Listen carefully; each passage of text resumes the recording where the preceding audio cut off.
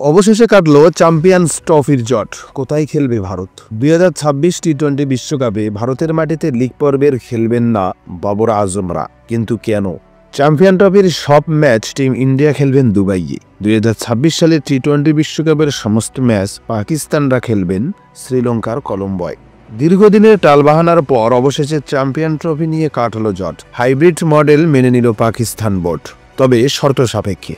শুক্রবার এমনটাই জানালো আইসিসি বোর্ড। কোনো পরিস্থিতিতেই আগামী বছর চ্যাম্পিয়ন ট্রফি খেলতে পাক ভূমিতে যেতে রাজি ছিলেন না বিসিসিআই। সাফ জানিয়ে দেওয়া হয়েছিল নিরপেক্ষ কোনো ভেন্যুতে ভারতীয় দলের খেলার ব্যবস্থা করতে হবে। কিন্তু পাক বোর্ডও ছিল নাছোড়বান্দা। পাক বোর্ড তার তীব্র বিরোধিতা করে, জানায় পাকিস্তানি সব ম্যাচ আয়োজিত হবে। আইসিসির একাধিক প্রস্তাব খারিজ করে দেয় দুই বোর্ড। যৌথভাবে কোনো সিদ্ধান্তেই পৌঁছানো যাচ্ছিল না। শেষে পাক বোর্ড জানায় শর্ত সাপেক্ষে হাইব্রিড মডেলের সম্মতি দেবে তারা। কি সেই শর্ত? ভারত যদি পাকিস্তানে খেলতে না যায় তবে পাক দলও এদেশে খেলতে আসবে না। অবশেষে কার্যত সেই প্রস্তাবেই দুই পক্ষ রাজি হওয়ায় জটিলতা কাটল। এক নজরে দেখে নেওয়া যাক দুই বোর্ডের মধ্যে কোন কোন বিষয়ে চুক্তি হলো। নাম্বার 1, মোট 3টি ভেন্যুতে হবে চ্যাম্পিয়ন ট্রফি। টিম ইন্ডিয়া খেলবে দুবাইয়ে। নাম্বার 2, 2026 টি-20 বিশ্বকাপ ভারতের বিরুদ্ধে ম্যাচ পাকিস্তান খেলবে শ্রীলঙ্কায়।